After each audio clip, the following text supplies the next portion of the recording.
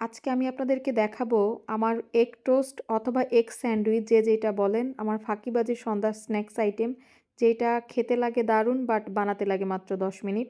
তো সেটার জন্য আমি কতগুলা এগ নিয়ে নিলাম, সাথে দিয়ে দিলাম ২ রকমের গোলমরিচের গুঁড়া, সাদা, কালো প্লাস হচ্ছে সবুজ মরিচ।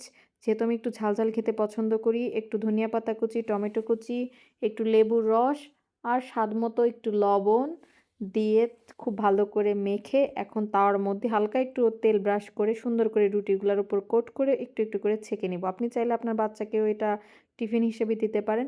এভাবে করে আমি আমার সমস্ত রুটিগুলাকে রেডি করে নিচ্ছি।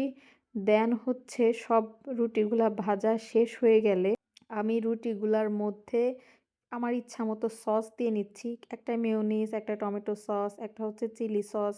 যেহেতু আমি ঝাল খেতে খুব বেশিই পছন্দ করি, তারপর ২ টা একসাথে মিক্সড করে কেটে নিলাম। রেডি হয়ে গেল আমার ইয়াম্মি এগ স্যান্ডউইচ।